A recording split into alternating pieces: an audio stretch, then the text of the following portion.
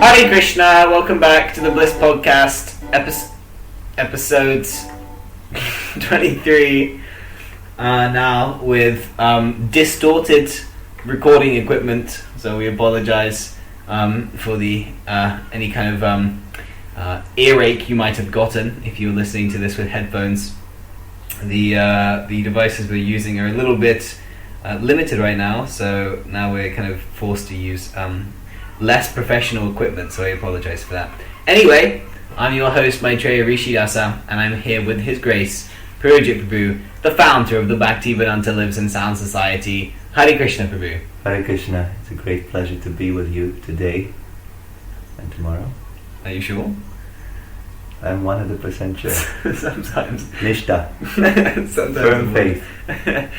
Okay, so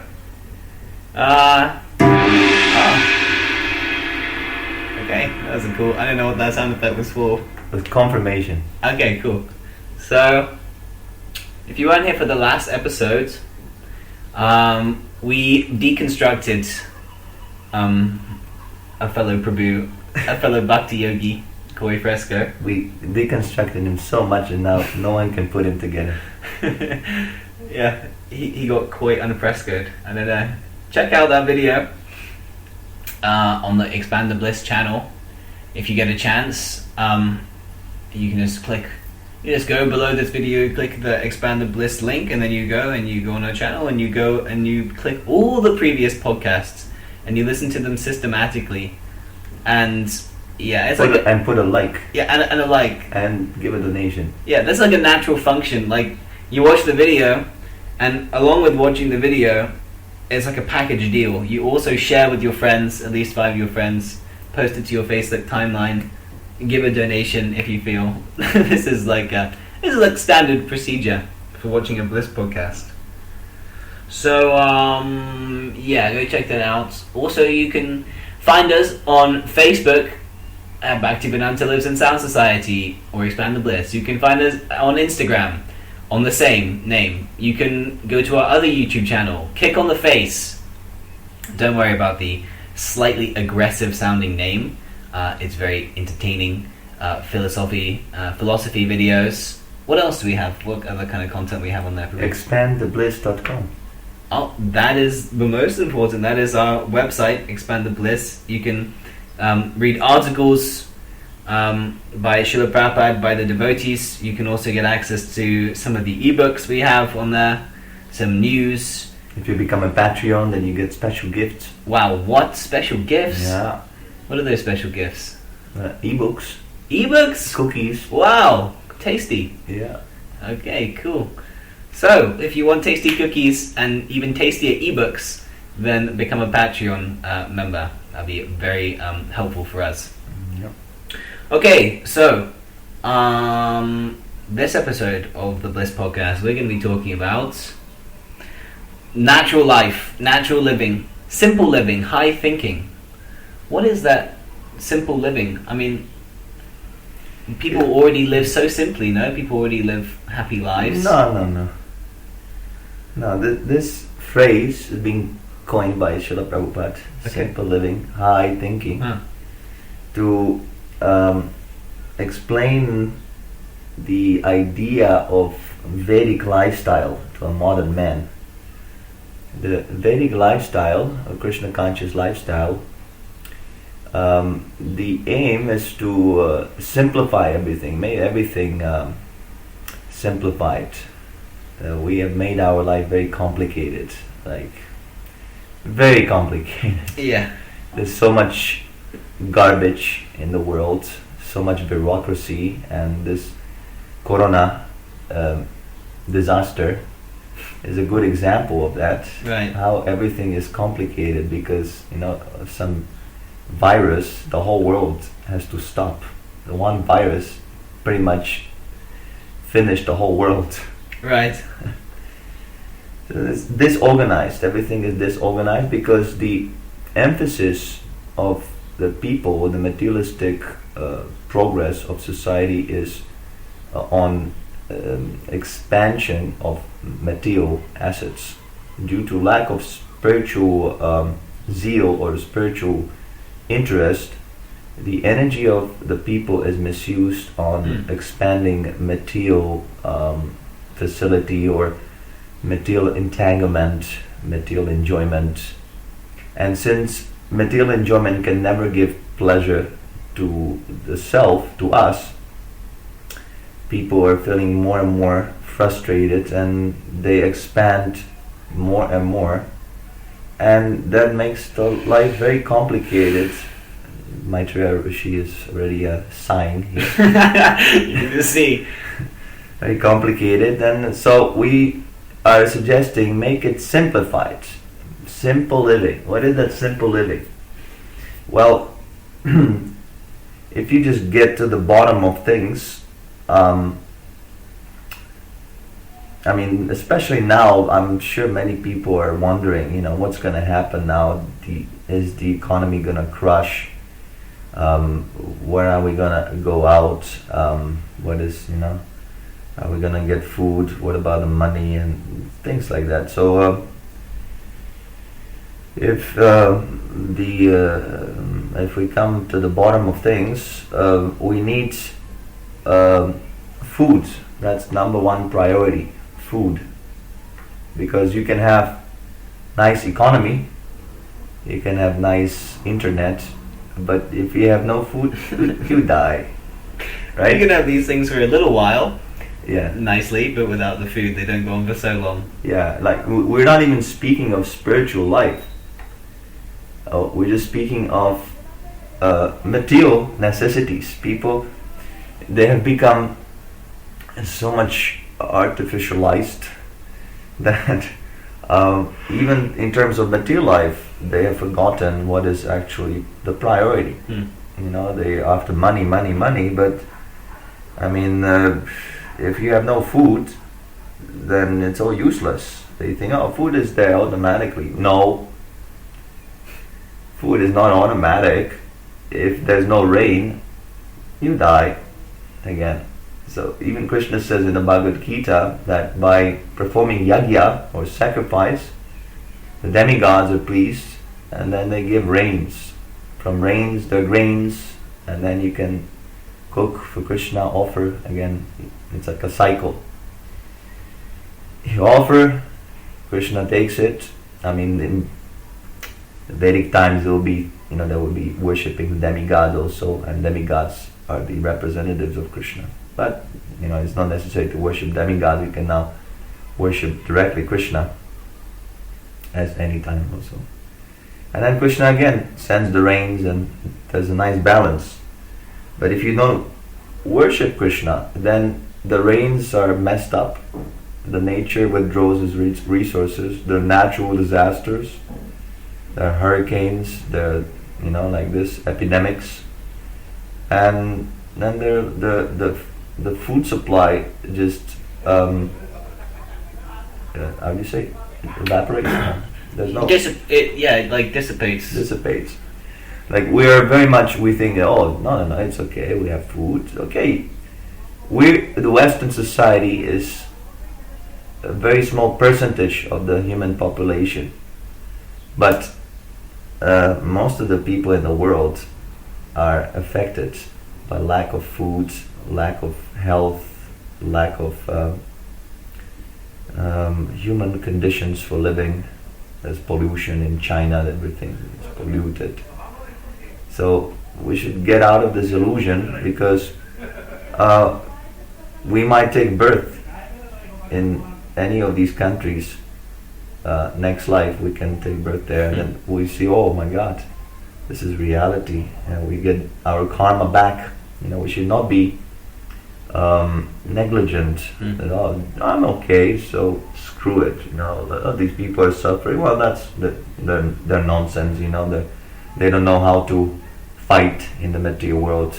It's like sometimes they think of the devotees, oh, let them die of starvation, because they're not pushing for the material enjoyment like me, the two-legged animal. Then they won't have to preach to me. Something like that. If they die, I will not to hear that, So Krishna. that is a nonsense attitude. We all part and parcels of one unit, Krishna, and one world. And if one person is if he suffers because of our enjoyment, then we're gonna get it back. We're gonna suffer back. Mm. So actually, the food supply is getting diminished. In the very times we have the descriptions in the Bhagavatam, when Maharaj Yudhishthira was in charge of the world, when the management was very nice, the cows would deliver so much milk that it would moisten the ground. There would be muddy ground from milk. When the cow is protected and is not butchered, then she gives tremendous supply of milk. She's joyful, so she gives more milk. And milk is number one foodstuff. Of course, the vegans, we also have a vegan podcast, right? We do, yeah. You can go. It's like the 4th episode, 5th episode, 6th episode. You can check out what we think about vegans. So, besides that, milk is number one nutritious foodstuff. You know why? Why is that, Prabhu? Because it's tasty like anything. Because if you just have milk, you survive. You don't have to eat anything else. What? All the nutrition in milk. If you just drink milk, you can survive. No, Prabhu, you need the meat because the meat gives you the B12 vitamins. Yeah, there's B12 in milk.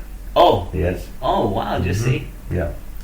So, because we're going to the basics, like, if someone is thinking like, okay, the society is messed up, everything is screwed.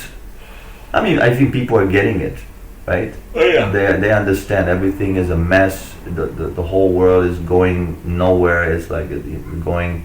It's going to hell. With the speed of a rocket into falling into ditch. With the whole system, economic and political, there's no purpose. And the environment is getting polluted and no one can stop it, right? People are almost like, well, who cares, it's all going to hell anyway, so we might as well just enjoy for the time being before the hell is set loose. So if you're thinking like that, that is good. If you see that the system we live in is nonsense, if you already came to this conclusion, that is good. And now let's build it up again theoretically. So what do we need first? We need nutrition. We need foodstuff to survive. So milk will do it for you. If you have a cow and she is taking the grains, taking the grass, then she gives you milk and you survive. And then if you have grains, if you take care of the fields, grains, vegetables, then your foodstuff is there automatically. Right. And what Srila Prabhupada suggests is that we should not be dependent on the governments and all these shops and so on and so on, but everyone should grow his own food. People say, I'm independent. They want to be independent. There's a lot of emphasis on independence, especially in North America. I lived in North America for a few years, and I know that the emphasis is independence and individuality and so individual freedom. And so these are good ideals, but practically speaking, no one is independent, because if the government says we have no food, the shops run out of food, then you die again. Throughout this podcast, you've died many times by now. Not from boredom, hopefully. So, everyone has his land. Everyone should have his land. Grow food. It's not so difficult. And be independent. It's not that the government is having you, it's kind of like a blackmail, that if we don't cooperate with us, then we cut off your food supply and you die. What kind of thing is this? What kind of relationship is this? They should teach people how to be self-sufficient. Self-sufficient. So that is the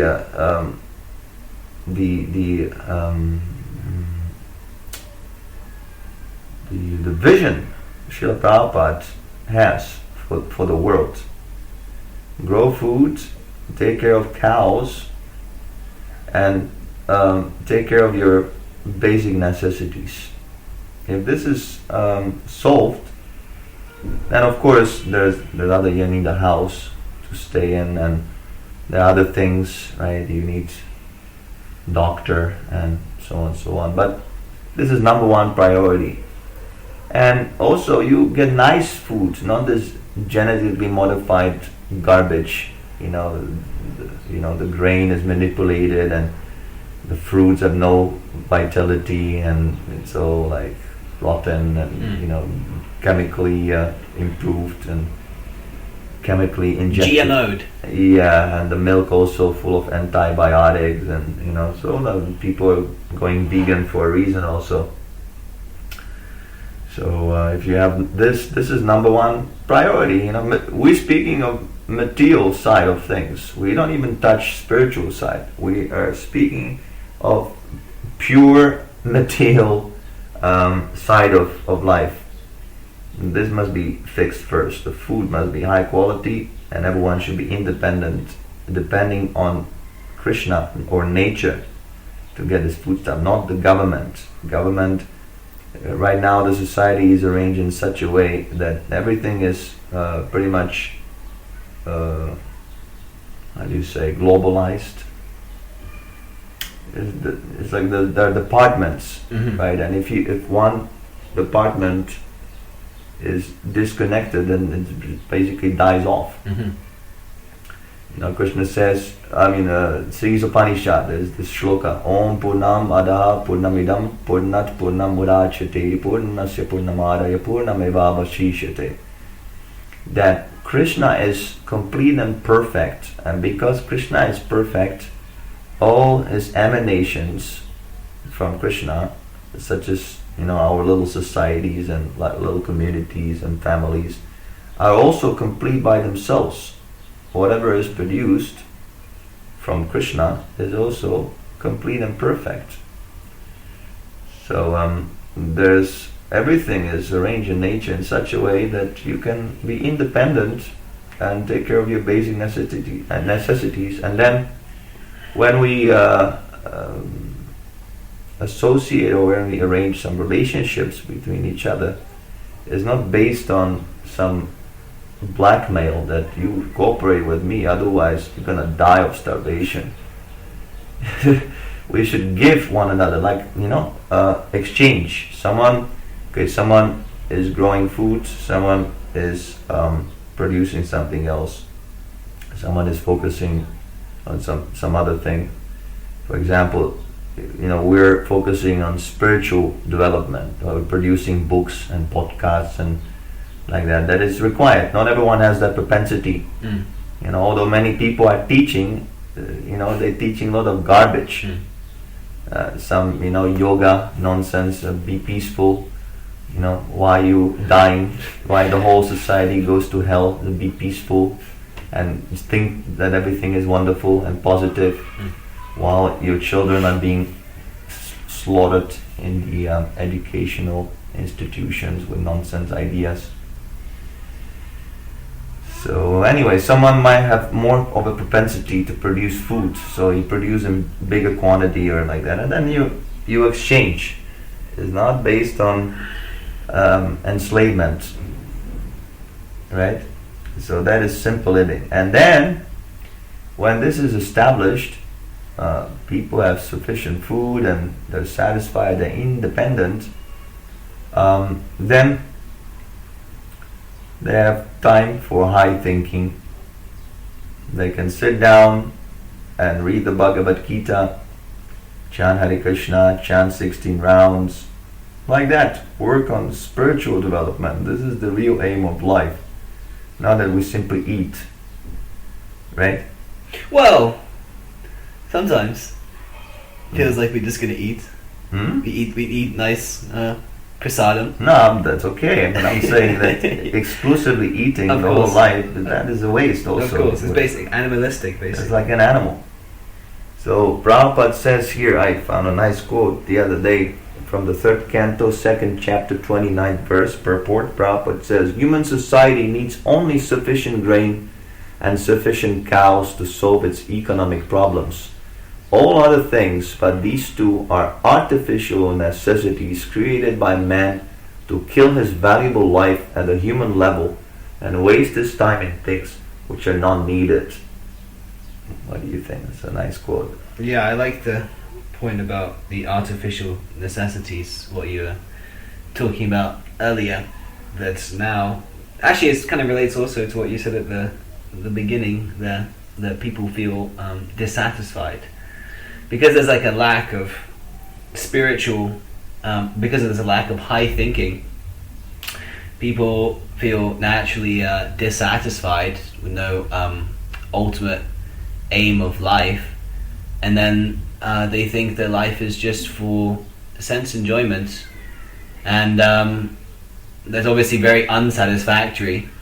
So even if you have one facility for sense enjoyment, say like a nice car or a nice member of the opposite sex or some food, because it's not doesn't satisfy the soul, then you get bored of that thing, you get saturated of that particular facility very quickly. So then you need to make more of that particular thing or another thing in so many varieties. Krishna, he says that it is just like pouring oil in fire. You can never satisfy your senses by sense gratification. Right. The more you do it, the more the fire increases, the more the desire for sense enjoyment increases. So if you're intelligent, instead of trying to go on like this in this foolish idea to satisfy your sense by sense, you try to do tapasya, renunciation, tapasya, austerity. You stop sense gratificatory activities in order to find satisfaction. Right. It's like itching an itch. If you itch an itch also, you're just going to make the itch worse.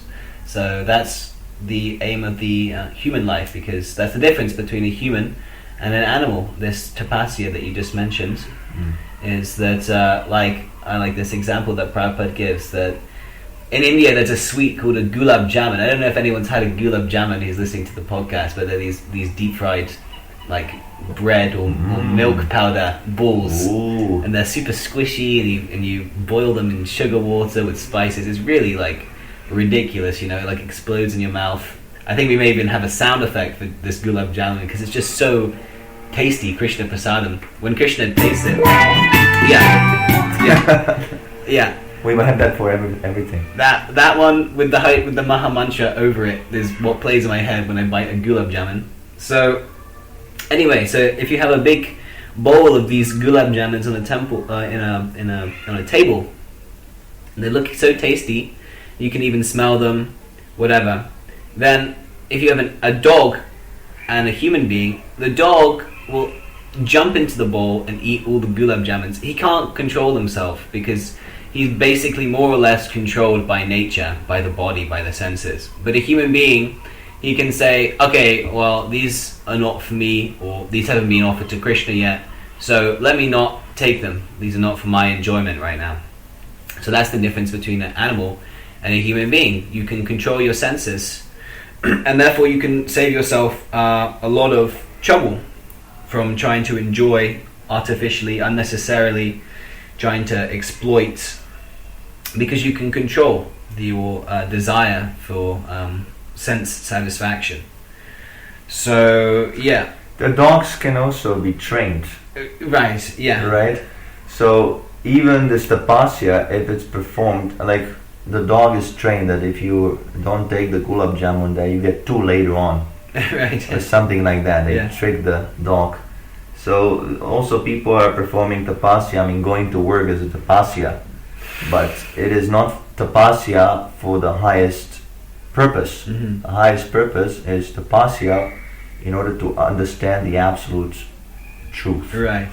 That is the tapasya we're talking about. Which is like a transcend. Well, I mean, obviously, a gulab jamun often to Krishna is also transcendental, but understanding the absolute truth, understanding your relationship with Krishna is like a big, tasty, transcendental gulab jamun, an endless gulab jamun, the infinite reservoir of pleasure, Krishna.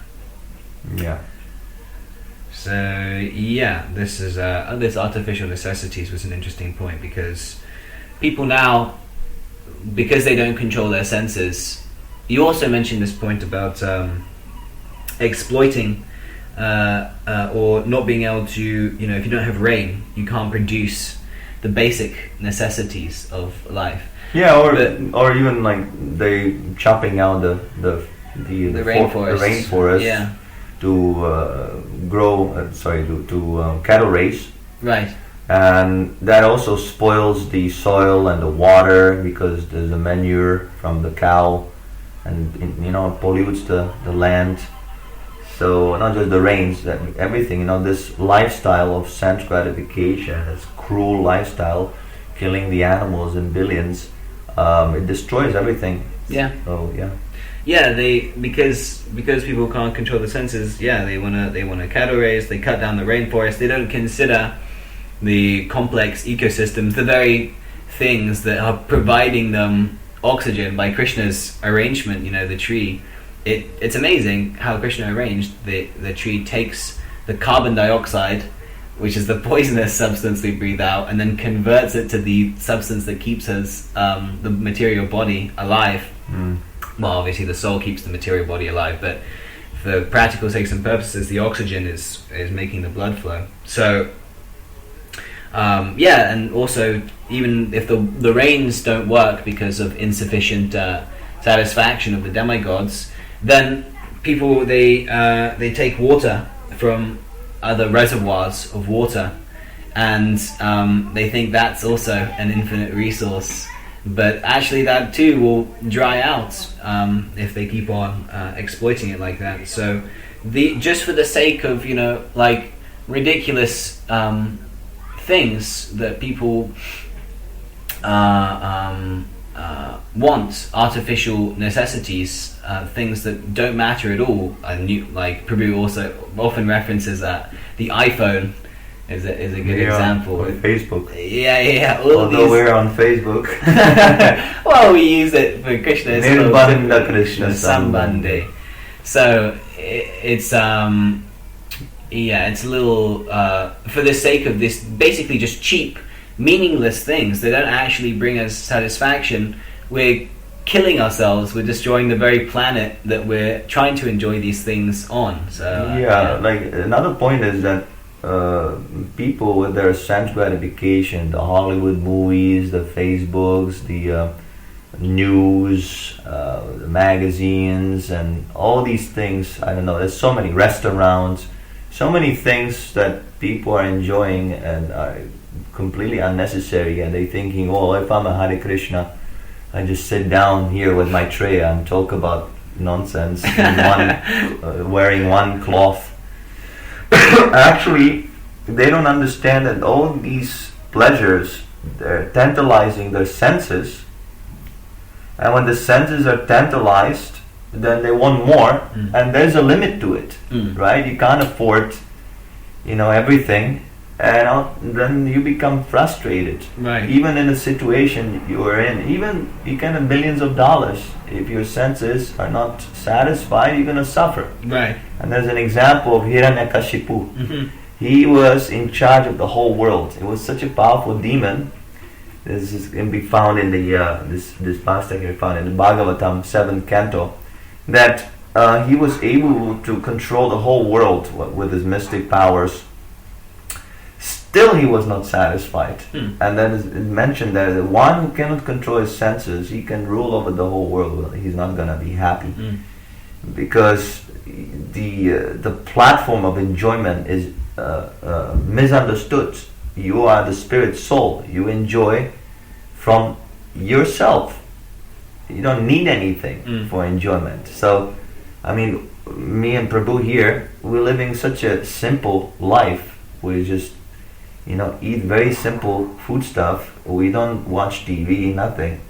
We're just here chanting, discussing, and that's pretty much it.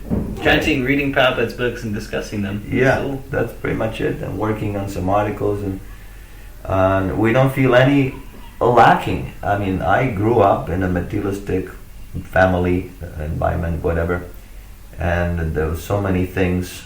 I was going to school. You also, right? Yeah. Going to school, girlfriend, and so many things. And now I feel happier than any time before. Yeah. These things, although seemingly, that you need this and this, yeah, in the beginning, because we're addicted, there's a little, kind of like you said, the itching, Mm-hmm. right? A little itching. But if you tolerate, and Srila Prabhupada is giving us nice activities, chanting, hearing, Bhagavatam, taking prasadam, and also preaching as part of it. There's a replacement. It's not that we're sitting and looking at the wall. There are activities in Krishna consciousness, but these activities, you don't have to have any money to enjoy in this way. Right. This is real freedom. This is real independence. Right. So if you're intelligent, you should take guidance on how to live such an independent life. Because if we do not practice sense control, then we must by default be involved in these big schemes and addicted, and Right. thus we have to suffer in anxieties and unnecessary desires for things that are completely ridiculous. Right. Like people, like you told me, right? In America, they have this one day when they all go shopping. Oh yeah, Black Friday. Black Friday, and they kill themselves, right? Practically kill each other. So this is the this is the thing. The senses become so much tantalized, and then you don't even hesitate to kill people to get your new iPhone or whatever. Right. Yeah. So. Yeah, this point, yeah, isn't it like it's kind of amazing that actually, not to sound like kind of like a new age spiritual yoga person, but in one sense, it's amazing that it begins from you. It begins within. The fact that you're looking, everyone is actually looking. You said mentioned independence, so. Everyone's actually looking for this independence. Also, you mentioned also that we were, we were also in material life, obviously, and like I myself was very well disposed in material life at all facilities, and practically also. Maitreya Rishi is coming from a rich family. No, I mean, I was like kind of well-to-do. But you can see practically also, I mean, don't take my word for it, you can look in the lives of so many celebrities. There's this club, the 27 Club. Right. I think we mentioned it in the previous podcast. Jim Morrison, Kurt Cobain, Jimi Hendrix, Janis Joplin. Yeah, this, so many, Yeah. or very recently also. So yeah, they're basically this club, 27, that the celebrities, when they reach the age of 27, they commit suicide.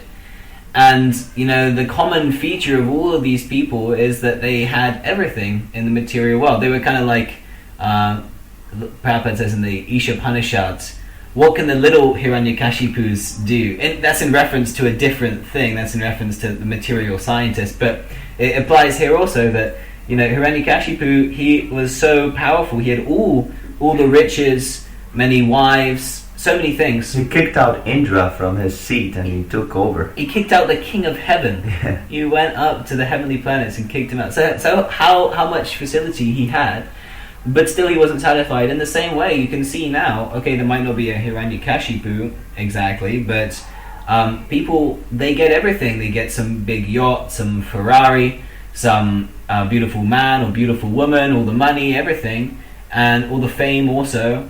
And still, they scream at each other. They scream and they commit suicide. They kill themselves. The ultimate kind of the pinnacle of dissatisfaction. You give up your own life. So, people are looking for independence in all these things. They want the money, so they don't have to work for anyone. They want the fame, so they don't have to kiss anyone's feet. They want the the women's, they don't have to go after anyone. You know, they have everything immediately.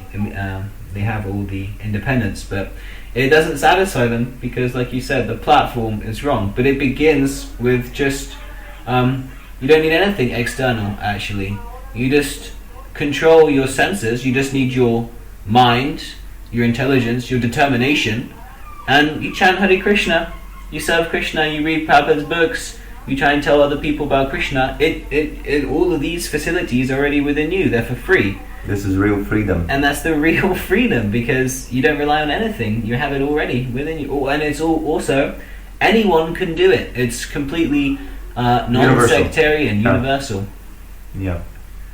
Just like Ramanujacharya, he says that the Sanatana Dharma cannot be restrained to a sectarian group, because it's the occupational duty of every living entity. Right. To serve Krishna is the nature of every single living entity, not just humans. Everyone has this service propensity. Everyone wants to serve Krishna. But because we're misguided, we're serving the iPhones and Facebooks and so on and so on.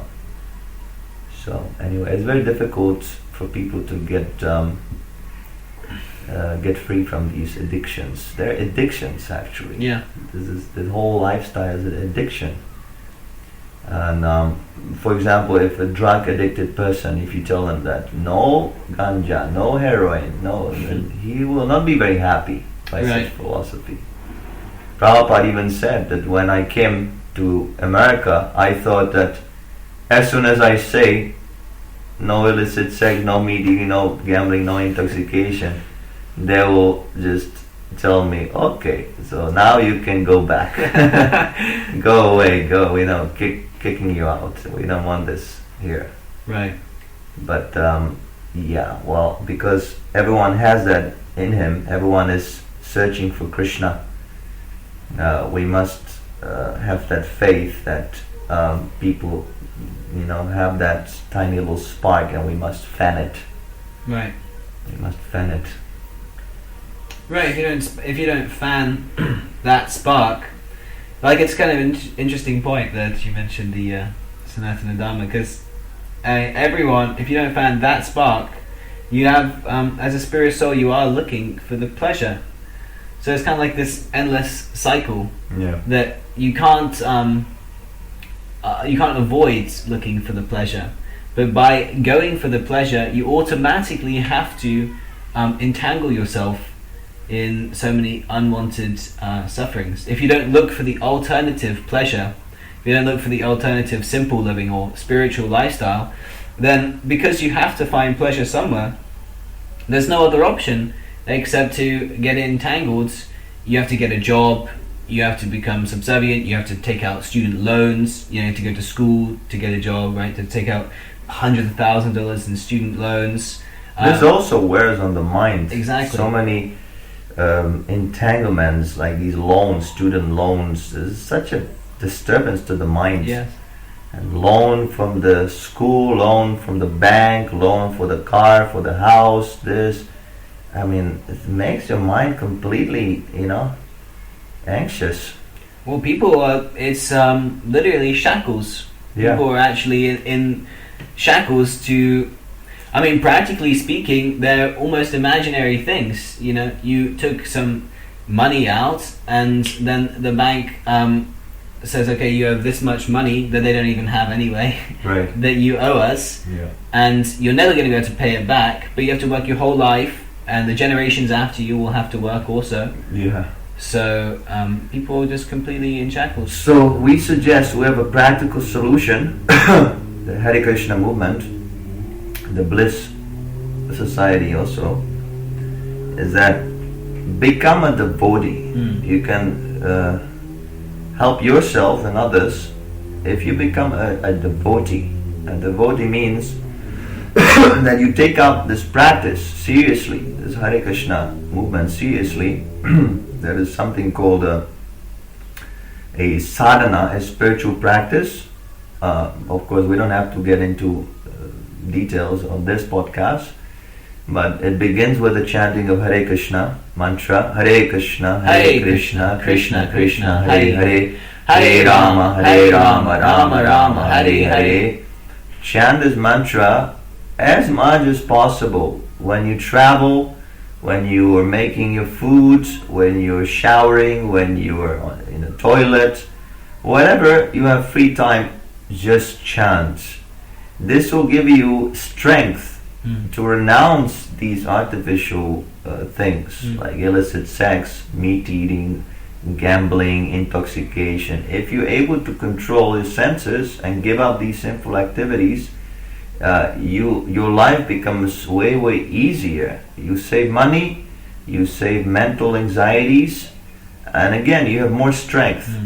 See, so for this reason, what we're trying to do is establish Krishna conscious temples or communities in all the cities possible, where people get encouragement in this chanting. Of course, you can do it on your own, but if there's a nice temple where you can go at least once a week and associate with the devotees, you get a spiritual boost.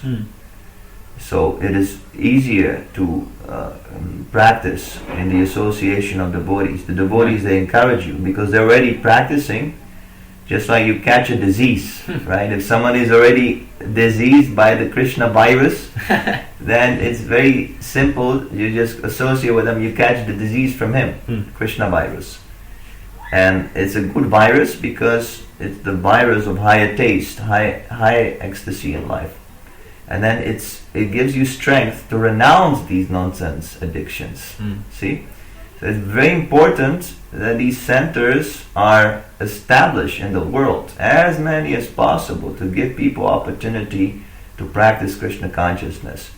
And if you can devote your life fully, then you move into the temple yourself, you live like that, and you become a teacher of Krishna consciousness, just like we are teachers, me and Maitreya Prabhu.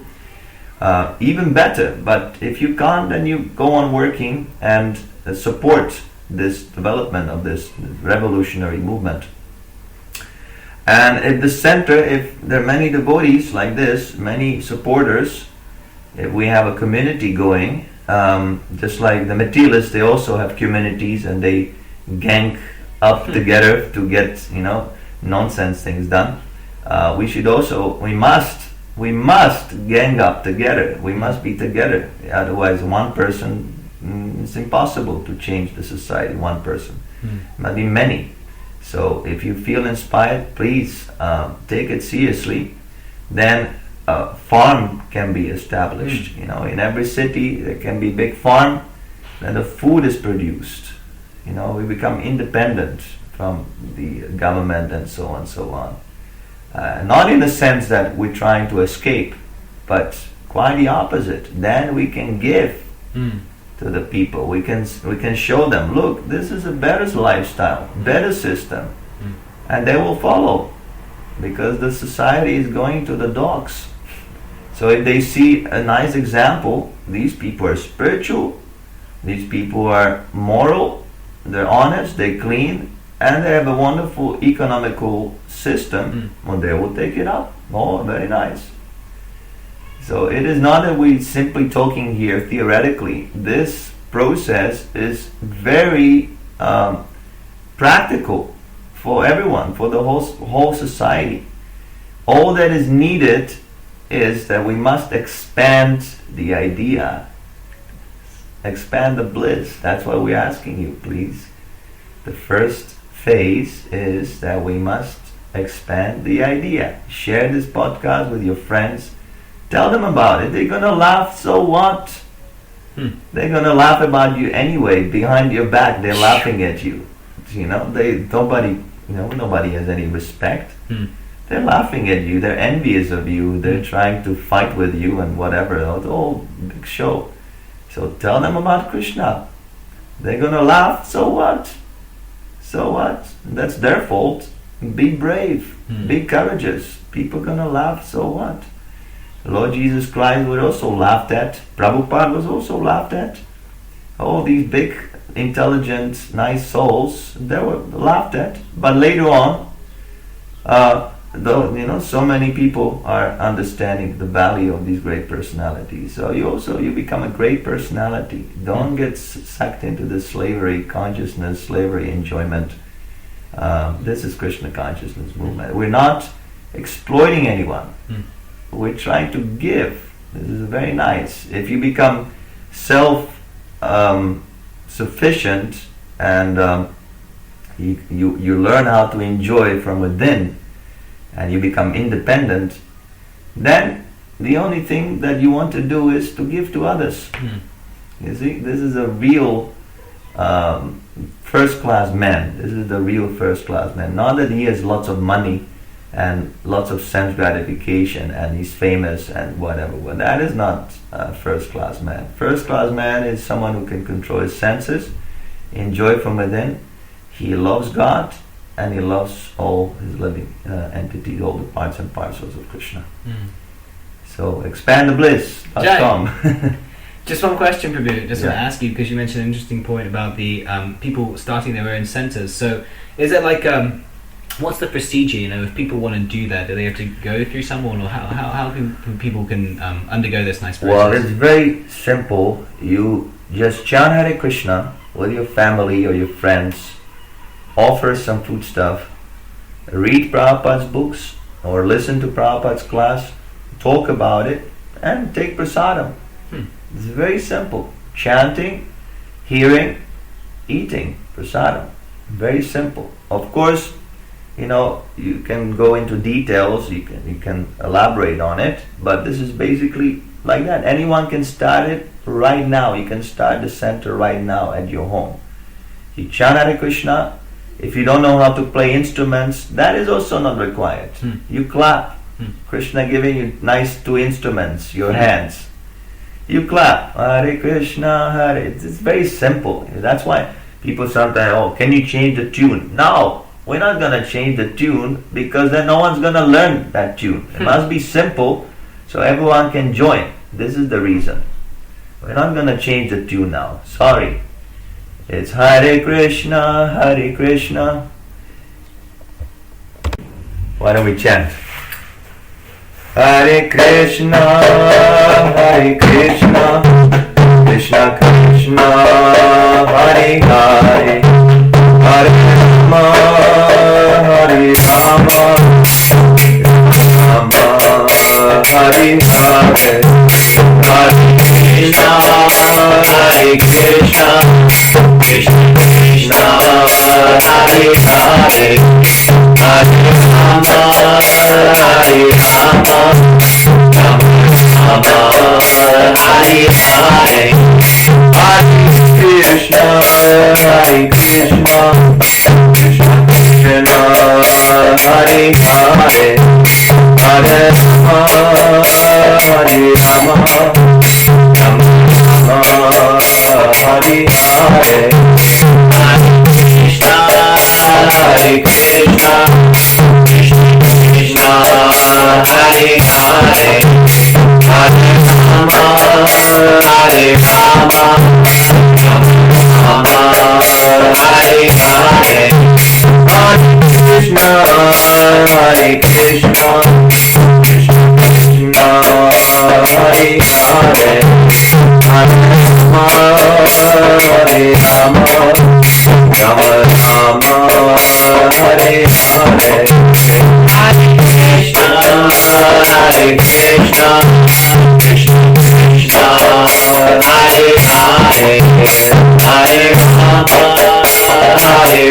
Rama, Rama Rama, Hare Hare, Hare Krishna, Hare Krishna, Krishna Krishna, Hare Hare, Hare Rama, Hare Rama, Rama Rama, Hare Hare, Hare Krishna, Hare Krishna, Krishna Krishna, Hare Hare, Hare Rama, Hare Rama, Rama Rama, Hare Hare, Hare Krishna, Hare Krishna, Krishna Krishna, Hare Hare, Hare Rama, Hare Rama, Rama Hare Hare, Hare Krishna,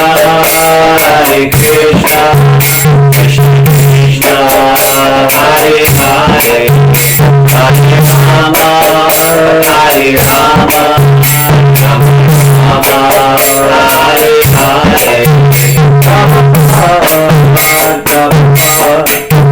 Prabhupada, Jaya Prabhupada, Jaya Prabhupada, Prabhupada, Jaya Prabhupada.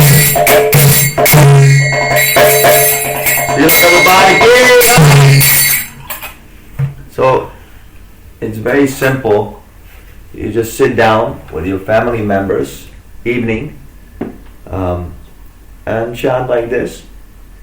Then you read some Prabhupada book, hear from a pure devotee, and then take prasadam. Very It's not- palatable. It's not difficult to cook. It's very simple. If you can't cook, offer some fruits and distribute. Also offering is not difficult. You have a picture of Krishna, you ring the bell, you chant Hare Krishna, it's offered. Amazing. Simple. Make it simple living, high thinking. And you have a center. And just if you do this every day, Krishna will give you intelligence how to preach, how to convince people, how to bring your friends, how to preach to your friends, everything. If you can't convince your friends, tell them to listen to this podcast. Tell them to read Prabhupada's books. Tell them to chant Hare Krishna. This is the real help you can give to other living entities, including your family. Tell them about Krishna. Right. Okay, I think that about does it for this episode.